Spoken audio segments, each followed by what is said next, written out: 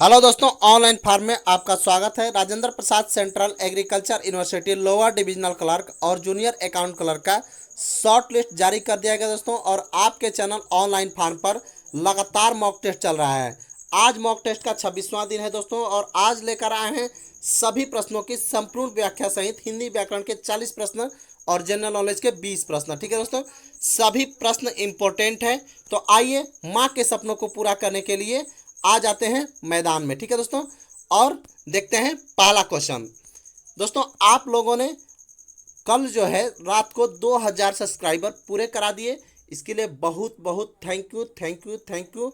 मैं आगे भी इसी तरह की वीडियोज लेकर आता रहूँगा, कोशिश करता रहूँगा कि अच्छा से अच्छा वीडियो आपको मिले। ठीक है दोस्तों, और जल्द से जल्द जानकारी आपको आरपीसीयू से संबंधित मिले। ठीक है दोस्तों, तो आप लोग टेलीग्राम को ज्वाइन कीजिए, वहाँ पर सभी पीडीएफ आपको बिल्कुल मुफ्त मिलेंगे। ठीक है दोस्तों, टेलीग्राम का लिंक आपको डिस्क्रिप्शन में मिल जाएगा। चलिए दोस्तों, वीडियो शुरू करते हैं। यदि आप चैनल पर नए होंगे तो चैनल को सब्सक्राइब करके बेल आइकन को जरूर दबा लीजिएगा इसी तरह की पल पल की अपडेट के लिए। देखिए पहला क्वेश्चन, पट पीत मनाहू तड़ित रुचि सुचि नवमी जनक सुतावरम में कौन सा अलंकार है? ठीक है दोस्तों, ऑप्शन ए है उपमा अलंकार, बी है रूपक, सी है उत्प्रेक्षा और डी है उदाहरण।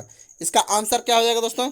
उपमा अलंकार, यानी ए आंसर बिल्कुल करेक्ट हो जाएगा। देखिए, जो प्रस्तुत ये जो प्रस्तुत पंक्ति है उसके किसी विशेष गुण, क्रिया, स्वभाव आदि और समानता के आधार पर जो है अलंकार की जो है देखा जाता है। ठीक है दोस्तों, तो यहाँ पर जो है उपमा अलंकार है, और उपमा अलंकार के 4 अंग होते हैं। कौन कौन से? उपमेय, उपमान, साधारण धर्म और वाचक शब्द। ये 4 जो हैं इसके अंग होते हैं। ठीक है, चलिए दूसरा क्वेश्चन देखिएगा। ध्वनिमयी करके गिरी कंदरा कलित कानन अकेली निकुंज को प्रस्तुत पंक्तियों में कौन सा अलंकार है? ऑप्शन ए है छेकानुप्रास, बी है वृत्यानुप्रास, सी है लाटानुप्रास और डी है यमक अलंकार। तो इसका आंसर क्या हो जाएगा दोस्तों? इसका आंसर हो जाएगा वृत्यानुप्रास। क्या हो जाएगा? वृत्यानुप्रास। अब समझिएगा थोड़ा, जो वृत्यानुप्रास होता है वहाँ पर वृत्तियों के अनुसार एक या अनेक वर्णों की आवृत्ति क्रम पूर्वक अनेक बार होती है। ठीक है, उसे वृत्यानुप्रास कहते हैं। ठीक है, यानी जो है क्रम के अनुसार एक या अनेक वर्णों की आवृत्ति क्रम पूर्वक कई बार हो। ठीक है, अनेक बार हो, उसे वृत्यानुप्रास अलंकार कहते हैं। ठीक है, चलिए तीसरा देखिएगा दोस्तों। हम वो जो कुछ देख रहे हैं सुंदर है सत्य नहीं, वह है दृश्य जगत भासित है बिन कर्म शिवत्व नहीं। इस उपयुक्त पंक्तियों में कौन सा छंद है? देखिएगा ध्यान से दोस्तों।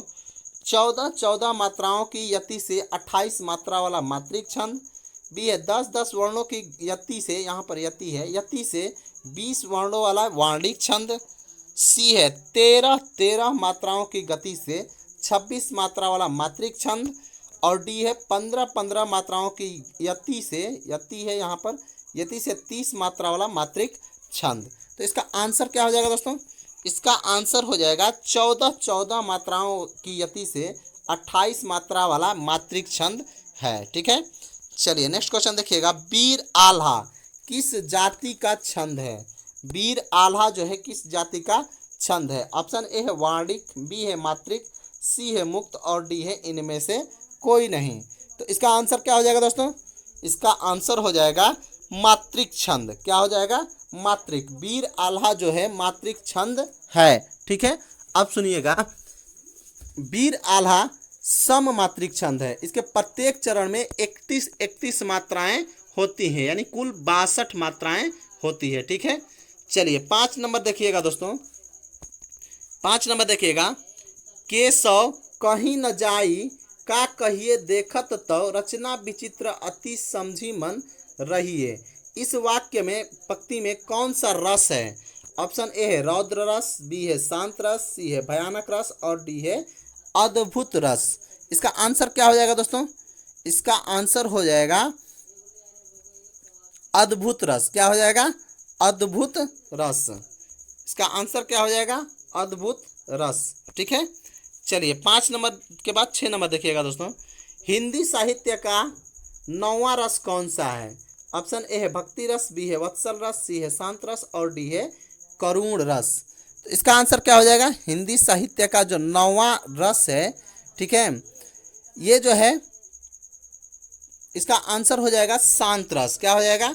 शांत रस। ठीक है, शांत रस का मतलब एक ऐसी स्थिति जहाँ पर वेदना रहित, ठीक है, और मनोविकार शांत हो जाते हैं, उसे शांत रस कहा जाता है। ठीक है, चलिए 7 नंबर देखिएगा। उस काल कारे क्रोध के तन कांपने लगा, उसका लगा मानो हवा के जोर से सोता हुआ सागर जगा। इन प्रस्तुत पंक्तियों में कौन सा रस है? ऑप्शन ए वीर रस, बी रौद्र रस, सी है अद्भुत रस और डी है करुण रस। इसका आंसर क्या हो जाएगा दोस्तों? इसका आंसर हो जाएगा रौद्र रस। क्या हो जाएगा? रौद्र रस। रौद्र रस यानी बी आंसर इसका बिल्कुल करेक्ट हो जाएगा। अब थोड़ा समझने की कोशिश कीजिएगा दोस्तों कि देखिए काव्य जो काव्य है इसमें रसों में रौद्र रस जो है इसका बहुत महत्वपूर्ण स्थान है।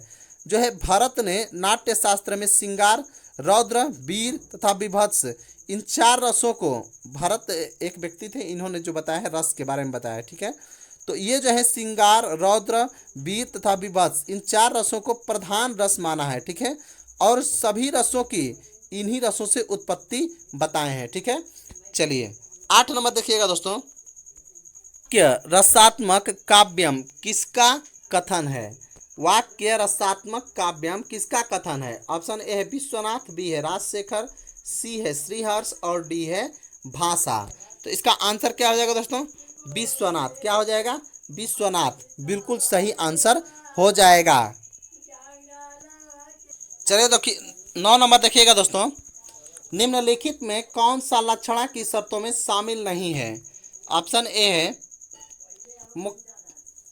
ए है दोस्तों मुख्यार्थ में बाधा। ठीक है, बी है मुख्यार्थ एवं लक्ष्यार्थ में संबंध, सी है रूढ़ या प्रयोजन और डी है व्यंग्यार्थ। ठीक है, इसका आंसर क्या हो जाएगा दोस्तों? लक्षणा की शर्तों में शामिल नहीं है। इसका आंसर हो जाएगा व्यंग्यार्थ। क्या हो जाएगा? व्यंग्यार्थ, यानी डी आंसर इसका बिल्कुल करेक्ट हो जाएगा। चलिए 10 नंबर देखिएगा दोस्तों। अनिल ने सुनील से कहा तुम बैल हो।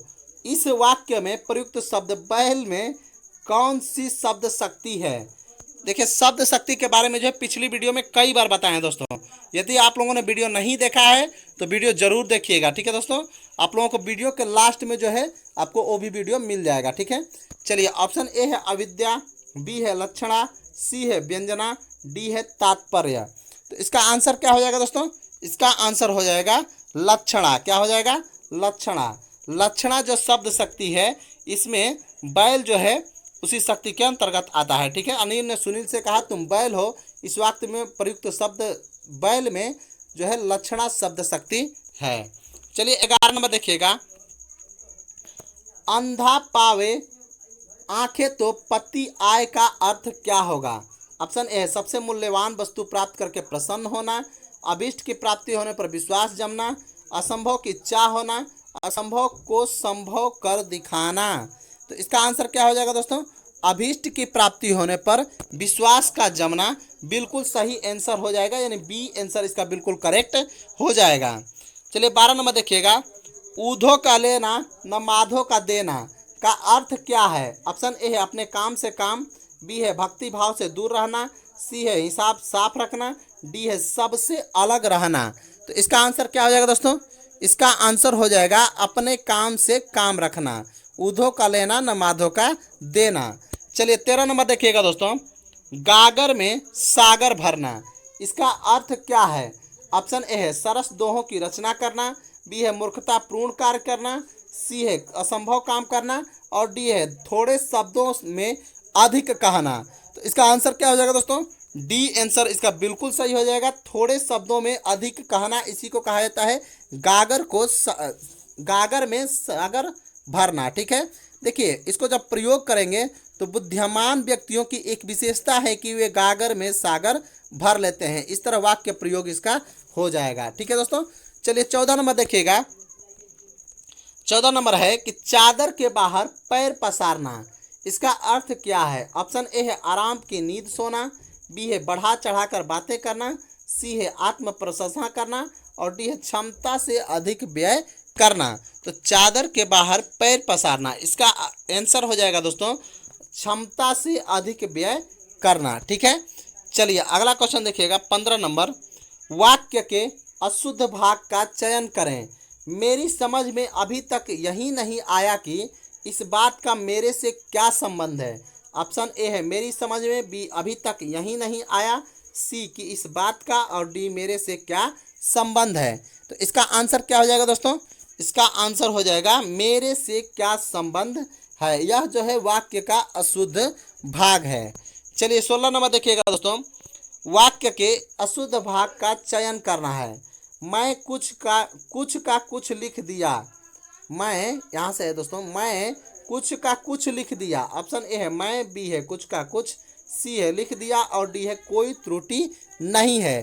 तो इसका आंसर क्या हो जाएगा दोस्तों, इसका आंसर हो जाएगा एप्पल, यानी मैं बिल्कुल करेक्ट आंसर है। यहाँ पर मैं नहीं होना चाहिए, ये गलत है। ठीक है, चलिए 17 नंबर देखिएगा। मोहन, कमल और सुरेश एक साथ साला जाते हैं में कौन सा विराम चिन्ह छूटा हुआ है। ऑप्शन ए है अल्प विराम, बी है योजक चिन्ह, सी है पूर्ण विराम, और डी है वितरण चिन्ह। तो इसका आंसर क्या हो जाएगा दोस्तों, इसमें अल्प विराम छूटा हुआ है। क्या है, अल्प विराम छूटा हुआ है। ठीक है, चलिए 18 नंबर देखिएगा। यदि सही दिशा में परिश्रम करोगे तो अवश्य सफल हो जाओगे। ऑप्शन ए है सरल वाक्य, बी है संयुक्त वाक्य, सी है मिश्रित वाक्य, और डी है इनमें से कोई नहीं। तो इसका आंसर क्या हो जाएगा दोस्तों, इसका आंसर हो जाएगा मिश्रित वाक्य, यानी सी आंसर बिल्कुल सही हो जाएगा।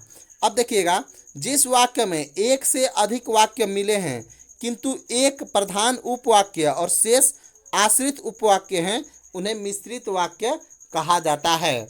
उम्मीद है आप लोगों को अच्छे से समझ में आ रहा होगा दोस्तों। अगर समझ में आ रहा है तो ठीक, नहीं आ रहा है तो हमें कमेंट करके ज़रूर बताइएगा दोस्तों कि कैसा वीडियो लग रहा है। ठीक है, और लाइक शेयर सब्सक्राइब कर दिया कीजिए दोस्तों। ठीक है, चलिए अगला क्वेश्चन देखिएगा 19 नंबर। अगला क्वेश्चन है दोस्तों, ईश्वर तुम्हें सफलता दे। ईश्वर तुम्हें सफलता दे किस प्रकार का वाक्य है। ईश्वर तुम्हें सफलता दे किस प्रकार का वाक्य है। ऑप्शन ए है प्रश्नवाचक वाक्य, बी है विस्मयवाचक वाक्य, सी है निषेधवाचक वाक्य, और डी है इच्छावाचक वाक्य। इसका आंसर क्या हो जाएगा दोस्तों, हो जाएगा इच्छावाचक वाक्य, यानी इसका डी आंसर बिल्कुल करेक्ट सही है। ठीक है, चलिए 20 नंबर देखिएगा।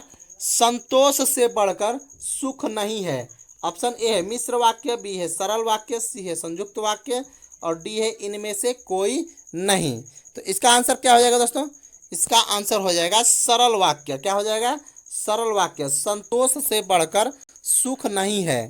ठीक है, चलिए अब देखिएगा इसमें दोस्तों सरल वाक्य। तो सरल वाक्य होता क्या है ये देख लीजिए दोस्तों। देखिए,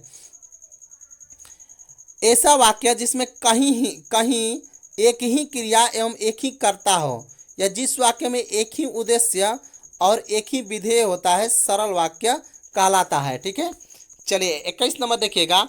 युयुत्सु क्या है, युयुत्सु का अनेक शब्द क्या होगा। ऑप्शन ए है दूसरों को हंसाने वाला, बी है युद्ध करने का इच्छुक, सी है लड़ाई में शहीद हो जाने वाला, और डी है सदा अमर रहने वाला।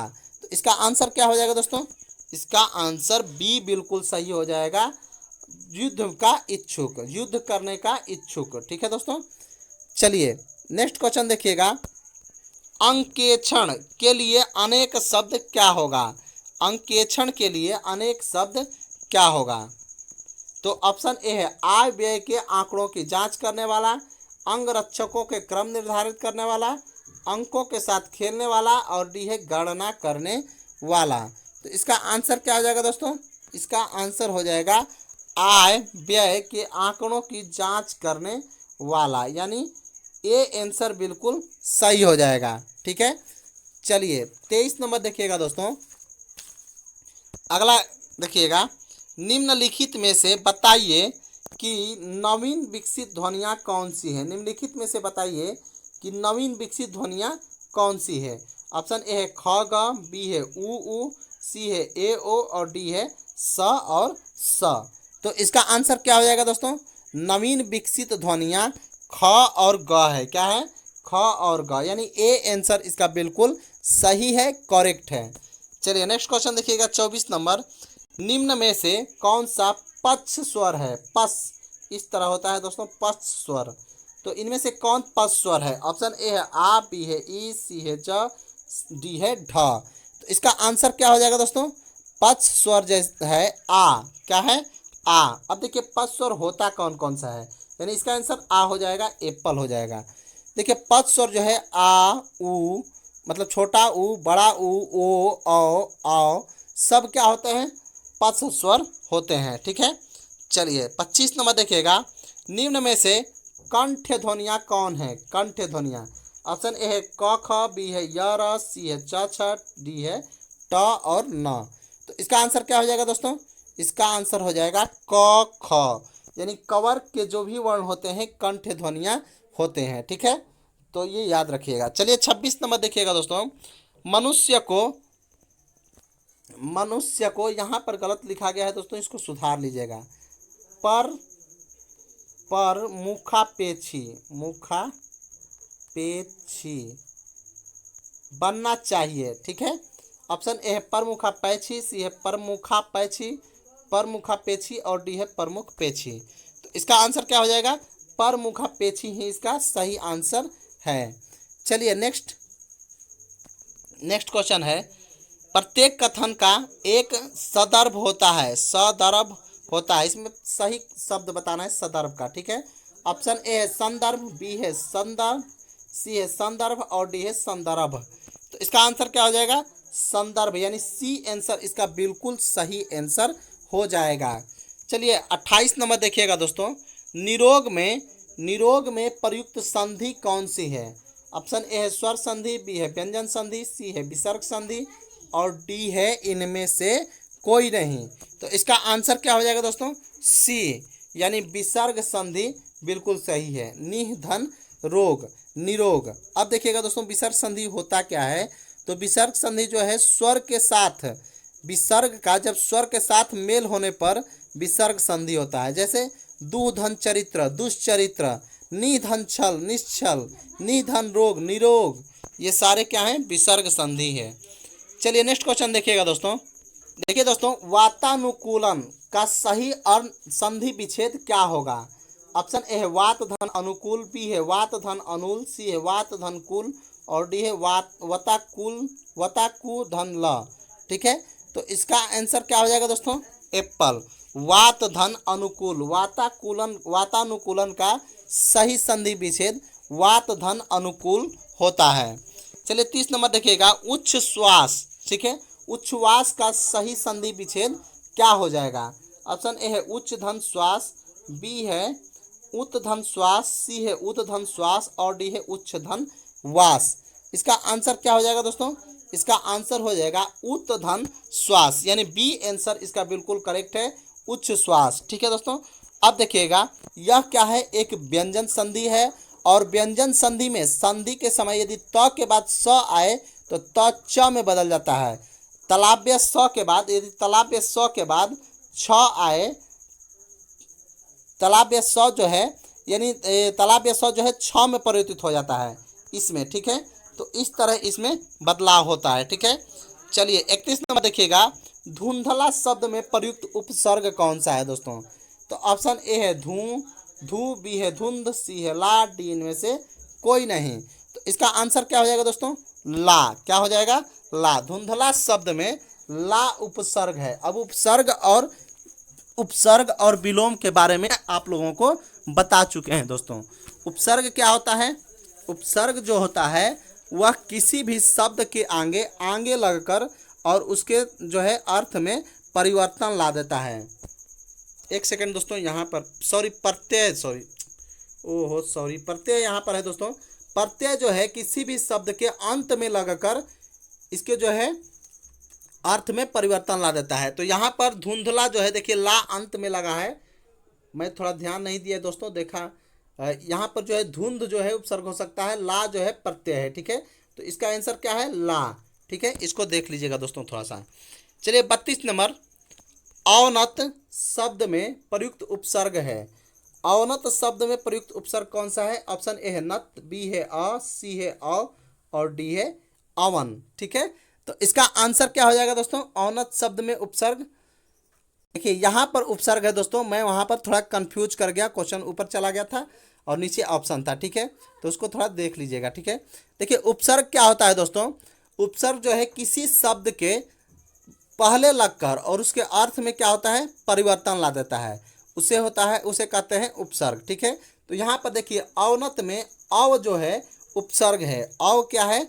उपसर्ग है। यहाँ पर अव गलत लिखा हुआ है, ये वाला अव नहीं होगा, इसको काट लीजिएगा दोस्तों, अव ये वाला होगा, ये आंसर सही होगा। अव जो है उपसर्ग है इसमें। ठीक है, चलिए नेक्स्ट क्वेश्चन देखिएगा, सावधानी में प्रयुक्त प्रत्यय कौन सा है? सावधानी में प्रयुक्त प्रत्यय कौन सा है? ऑप्शन है ई, बी है छोटी, सी है धानी, डी है आनी।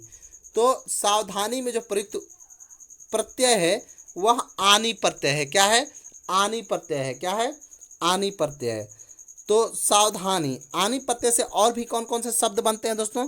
सावधानी, नौकरानी, जेठानी, जिस्मानी, ये सारे शब्द क्या हैं? आनी प्रत्यय से बनने वाले शब्द हैं। चलिए 34 नंबर देखिएगा दोस्तों, कनिष्ठ, कनिष्ठ शब्द में प्रयुक्त प्रत्यय कौन सा है? ऑप्शन ए है इष्ट, बी है इष्ट, सी है अष्ट, डी है अष्ट। ठीक है, तो इसका आंसर क्या हो जाएगा दोस्तों? इसका आंसर हो जाएगा कनिष्ठ में इष्ट प्रत्यय लगा हुआ है, यानी ए आंसर बिल्कुल सही है। ठीक है, प्रत्यय वही होता है दोस्तों जो अंत में लगकर किसी शब्द के अर्थ में परिवर्तन ला देता है। ठीक है, चलिए 35 नंबर देखिएगा दोस्तों, अतीव शब्द में प्रयुक्त प्रत्यय उपसर्ग कौन सा है? प्रत्यय उपसर्ग दोनों यहाँ पर लिखा गया है दोस्तों, तो यहाँ पर क्या हो जाएगा? उपसर्ग हो जाएगा, प्रत्यय यहाँ पर नहीं है। तो अतीव शब्द में कौन सा उपसर्ग है? ठीक है, ऑप्शन ए है अति, बी है अपि, सी है अति, डी है अधि। तो इसका आंसर क्या हो जाएगा दोस्तों? इसका आंसर हो जाएगा अति। ठीक है, ये प्रत्यय काट लीजिएगा, इसका आंसर हो जाएगा अति। अति प्रत्यय सॉरी उपसर्ग लगकर और इसका जो है अर्थ परिवर्तन कर कर अति बन जाता है। ठीक है, चलिए नेक्स्ट नंबर देख लीजिएगा 36, अमावट। अमावट में कौन सा प्रत्यय है? ऑप्शन ए है ट, बी है वट, सी है आवट, डी है मावट। तो इसका आंसर क्या हो जाएगा दोस्तों? आवट प्रत्यय। कौन सा? आवट प्रत्यय। यहाँ पर देखिएगा प्रत्यय है, प्रत्यय जो है अंतिम में लगता है, तो यहाँ पर आवट प्रत्यय बिल्कुल सही हो जाएगा। ठीक है, और यह जो है आवट जो प्रत्यय जो है यह भाववाचक तद्धित प्रत्यय है। आम धन आवट, आम धन आवट। ठीक है, आम धन आवट। चलिए नेक्स्ट क्वेश्चन देखिएगा दोस्तों, आजन्म शब्द कौन सा समास है? समझिएगा, ऑप्शन ए है अव्ययी भाव, बी है तत्पुरुष, सी है द्वंद्व और डी है द्विगु समास। तो कौन सा समास है दोस्तों? आजन्म जो है अव्ययी भाव समास है, अव्ययी भाव समास है। समझने की कोशिश कीजिएगा दोस्तों, आजन्म पद जो है अव्ययी भाव समास है। इसमें पहला पद क्या होता है? पूर्व पद अव्यय होता है और उसका अर्थ जो है प्रधान होता है, और अव्यय के योग से एक समस्त पद भी अव्यय बन जाता है। तो इसमें पूर्व पद क्या होता है? प्रधान होता है। ठीक है दोस्तों, इसका ध्यान रखिएगा। चलिए नेक्स्ट क्वेश्चन देखिएगा 38 नंबर, युधिष्ठिर। युधिष्ठिर में कौन सा समास है? ऑप्शन ए है तत्पुरुष, बी है बहुव्रीहि, सी है अलूक और डी है कर्मधारय। तो इसका आंसर क्या हो जाएगा दोस्तों? बहुव्रीहि समास है। युधिष्ठिर में कौन सा समास है? बहुव्रीहि समास। बहुव्रीहि समास के बारे में पिछली वीडियो में बताए हैं दोस्तों, तो आप लोग पिछली वीडियो देखा कीजिए ताकि आगे की वीडियो में जो है समझने में आसानी हो। ठीक है, चलिए 39 नंबर देखिएगा दोस्तों, गगनचुंबी में कौन सा समास है? ऑप्शन ए है बहुव्रीहि, सी है बी है अव्ययी भाव, सी है तत्पुरुष और डी है कर्मधारय। तो गगनचुंबी में कौन सा समास है दोस्तों? तत्पुरुष समास। कौन सा है? तत्पुरुष समास, यानी सी आंसर बिल्कुल इसका करेक्ट और सही है। चलिए 40 नंबर देखिएगा दोस्तों, बानर का तद्भव रूप क्या होगा? बानर का तद्भव रूप क्या होगा? ऑप्शन ए है बानर, बी है बंदर, सी है बंदर, डी है बंदरा। तो इसका तद्भव रूप क्या हो जाएगा दोस्तों? बंदर। क्या हो जाएगा? बंदर, यानी बी आंसर इसका बिल्कुल सही हो जाएगा।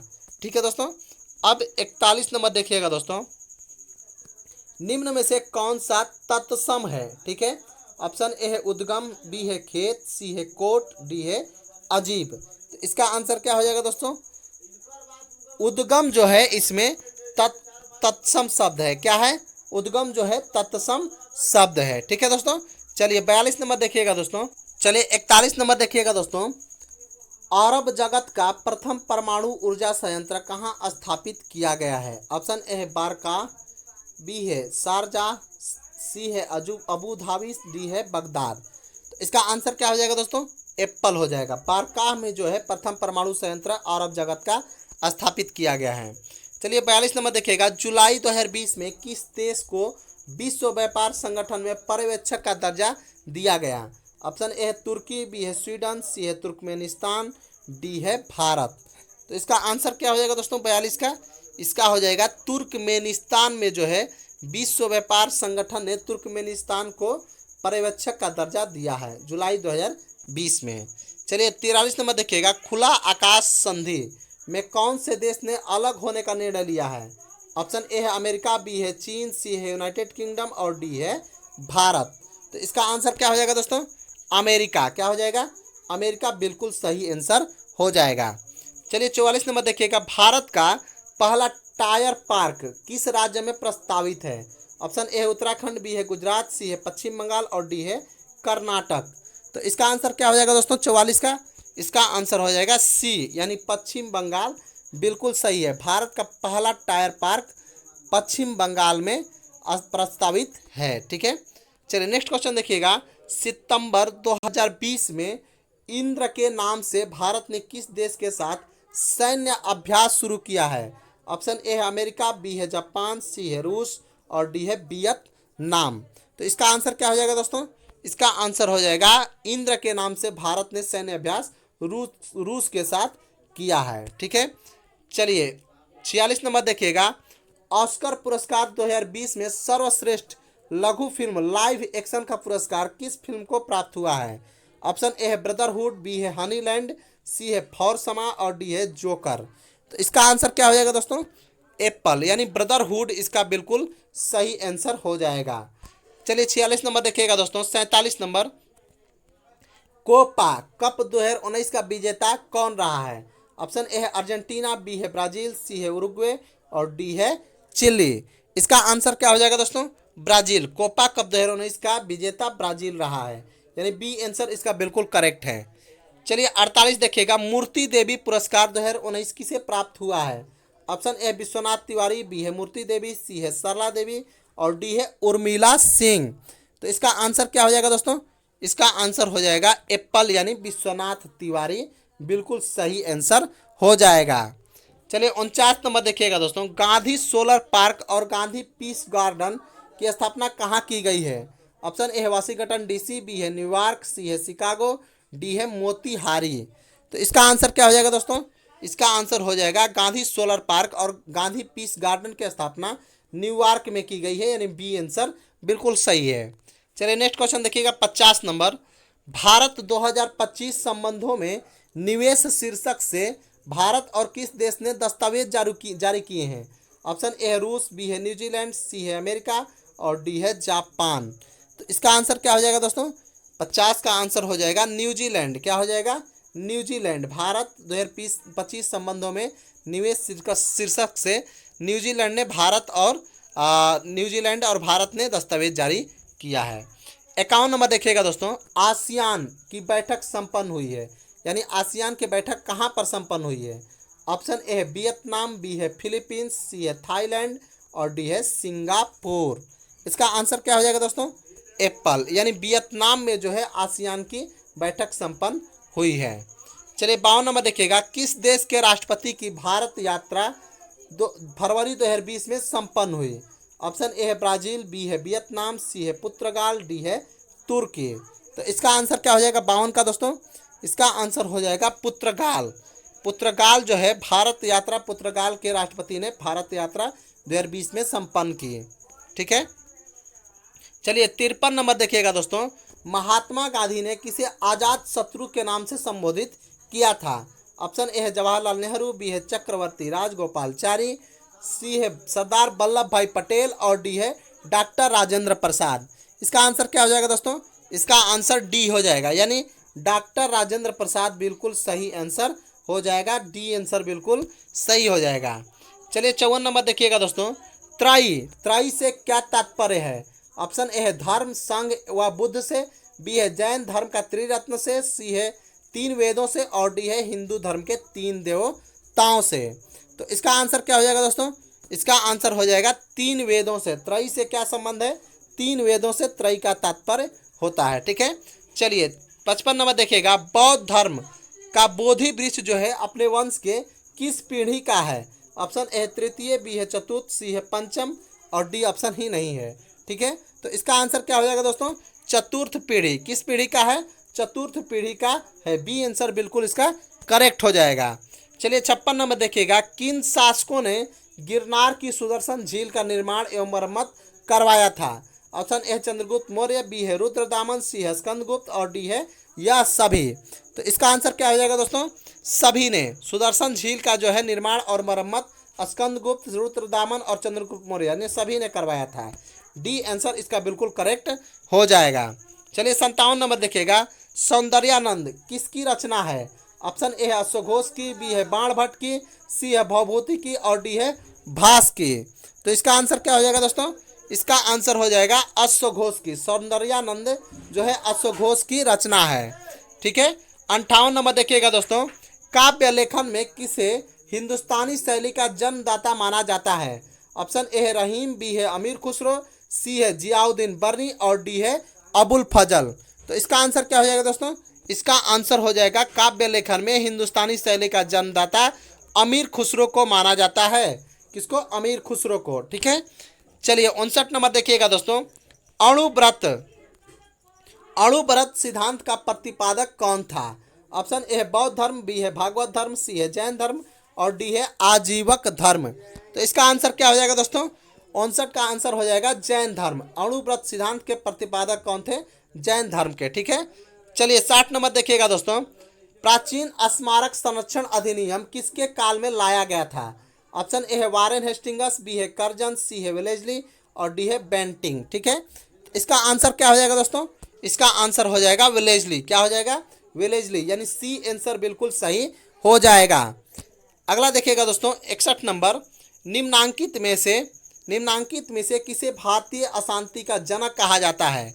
ऑप्शन ए है मैडम भीखाजी रुस्तम कामा, बी है लोकमान्य तिलक, सी है दयानंद सरस्वती, और डी है महात्मा गांधी।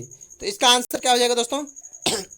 लोकमान्य तिलक, यानी बाल गंगाधर तिलक को जो है अशांति का जनक कहा जाता है, भारतीय शांति का जनक कहा जाता है। तो ये था आज का जो है कुल मिलाकर 61 क्वेश्चन, कुल मिला के 62 क्वेश्चन हो जाएगा दोस्तों, क्योंकि उसमें भी एक क्वेश्चन ज़्यादा था।